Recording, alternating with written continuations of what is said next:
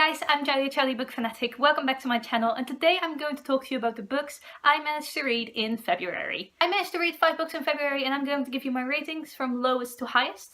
For this video I have 2 2-star ratings and 3 4-star ratings, so let's start with the 2-star ratings. The first book is a book I borrowed from the library, and that was Every Last Lie by Mary Kubica. I've heard a lot of good things about Mary Kubica, especially that she's a great thriller author with a lot of unpredictable twists. I think Kayla from Books and Lala really likes Mary Kubica and has read all of her books. I'm not sure on that though, but I've definitely heard of Mary Kubica on her channel. So when I saw this book with this really pretty yellow color, I love yellow, I just wanted to read it.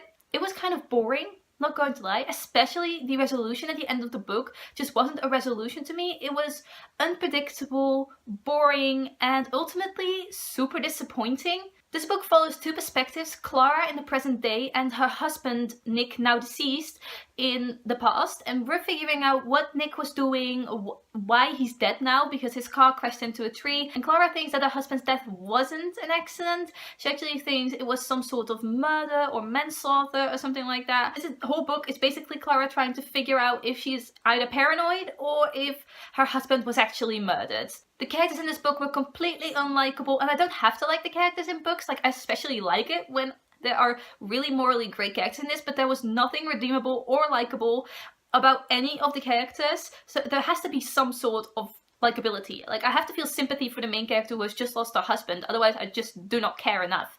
And in this book that was the case. I did not care for Clara or her husband's death, or that Clara is there with 2 children and doesn't have any money. It's really... It didn't do anything for me. I finished it, but I don't think I will pick up anything by Mary Kubica because this book has basically ruined it for me, and I don't have any interest in any of her other books now. The other story is one I'm very disappointed about, and that is Invictus by Graudin. I love Graudin. Her Wolf by Wolf duology is one of my favourite series of all time, but there are 2 books by her now that were disappointing to me. The Walled City and now Invictus, which is her newest release. This is a time-travelling book. It follows a guy called Farway who was born in between time. His mother actually had a relationship with a Roman gladiator, which is totally restricted. You can't have relationships with someone from the past because that could change history, and so definitely the present for them. Farway's mother did, and he was born in between time as well, so he doesn't really have a birth date. And Farway gets expelled from his academy, so he can't become a time traveler anymore. He gets offered this job by someone who participates in illegal practices, so he does get to time travel with a ship that his boss has. And on one of these trips he actually discovers another time traveler on the Titanic while the Titanic is sinking, and this time traveler is running off with the artifacts that Farway was supposed to get. So it's about Farway meeting this girl and figuring out why this girl is following him and what her problem is. Invictus just wasn't my cup of tea. I don't like the time traveling trope. I think that played a huge part in me not liking this book. I thought Graudin could change my mind on that, but it really didn't, and that's really sad to me, but I can't blame her for that because that's just me. I think a lot of people will like this book because it had some action-packed elements. It was very emotional. The ending was super realistic for this world. It just wasn't for me. Like, the characters were quite fun. I liked some of them. I liked the relationships they had, but again, it didn't really make me feel anything, and I didn't care enough about this book to rate it any higher than this. I did like the way it was written though, which is why I gave it 2 stars. It was meh. Okay. And now are my 4-star reads. The first book was a book I borrowed from the library, and I saw it there and just felt the urge to read it. That is My Lady Jane by Cynthia, Jodi, Meadows and Brodi, Ashton. My Lady Jane is a historical fiction / fantasy book about the real Lady Jane Grey who was only on the throne of England for 9 days. There's a bit of historical fiction in there, but there's a hell of a lot of fantasy. For example, Jane's love interest can actually transition into a horse. Well, he can't choose to transition into a horse, he just turns into a horse during the day and is a man during the night. So as you can see, there's a lot of fantasy in this, and this book was filled with humor. I don't think I've laughed at a book this much, like, ever. I didn't believe it when people said this book was really funny, because most of the people say that I don't really laugh. I think I have a different sense of humor, or I just don't laugh with humor in books. But this book was genuinely funny. Like, all of the horse puns in here were absolute A-class. Next up is More Than We Can Tell by Brigid Kemmerer. I read Letters to a Lost by Brigid Kemmerer a couple months ago.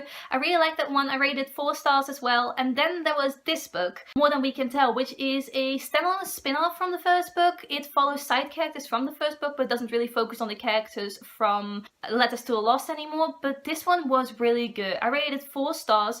It was super dramatic, like a lot of trigger warnings for this book as well, with abuse, definitely abuse, sexual assault, well, attempted sexual assault, I have to say. It was very graphic, very violent. I don't know, I definitely did not expect it. It was more towards the end of the book that everything started happening and a lot of dramatic things ensued, and it was on the edge of becoming ridiculous with how many things suddenly were happening, but I accepted it because the rest of the book was super great. I loved the relationship between the two main characters and how they met and how they connected with each other, because one of the main characters comes from an abusive home situation. He's with foster parents now. He's adopted. He's also white and his parents are both black.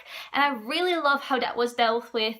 The other main character is a girl who has created a computer game, and she gets bullied in her computer game and she doesn't know how to fix it. Her dad is a game creator as well, and she doesn't know how to tell him that she's getting bullied because she feels like women in the gaming industry have to put up with a certain kind of bullying. And then there's also her mother and her father who are having problems, and it's both of the main characters connecting about their different situations and having a hard time talking to each other because they are in such different situations, but eventually really connecting to each other, overcoming their obstacles to ultimately really being able to talk to each other, which was a wonderful thing to see. The last book in this video I want to talk about is He Forgot to Say Goodbye by Benjamin Alire Sáenz. Benjamin Alire Sáenz is one of my favorite authors ever. He has written Aristotle and Dante Discover the Secrets of the Universe and The Inexplicable Logic of My Life. Those are his 2 most popular books. I have read more by him, but I definitely love his books. And when I saw it on Book Depository, I actually think I got a message that there was like a discount on it, so I really wanted it. So I finally bought it, and I definitely did not regret it. I rated it 4 stars. This book is about 2 guys who meet each other and kind of connect over their fathers who have both abandoned them. It's also very weird because the back of the book that makes you suspect that it's going to be about this relationship between these 2 boys, but it's mostly these separate boys' perspectives because you get to see the story from both of their perspectives about different people in their lives, but their stories don't really interconnect with each other that much. They are both living their separate lives, and you can definitely see the similarities because one of the boys is from a wealthy background and the other one is from a middle class background, slightly poor, and both experience different things, but both have their fathers that have abandoned them, and that is a big part of their lives. They both question who their dads are, and I thought it was really interesting. I loved how different these 2 characters were. You could really see how they thought about different people. I thought this was an interesting account of 2 boys who have separate, completely different family situations but are still so alike. But I feel like the characters could have interconnected more in the story because it definitely felt like I was reading 2 separate books in a way. They do connect with each other, they do meet each other and talk to each other, but that's not a huge part of this book. It's more like towards the end of the book. But it's definitely a Benjamin Alire Sáenz story. His writing style shines through, it's beautiful. You can see him appear in the characters again, and I love this author. I love how he writes, I love how he thinks, and he's just a wonderful person to me, and I cannot wait to read more of his stories and to get involved more in his works. But this book was not my favorite book by him, but it was definitely still great, and I would still read all of the books by him. Let me know down below if you've read any of these books and what did you think about them, or do you want to read any of these books? I would love to know. Thanks for watching. Goodbye!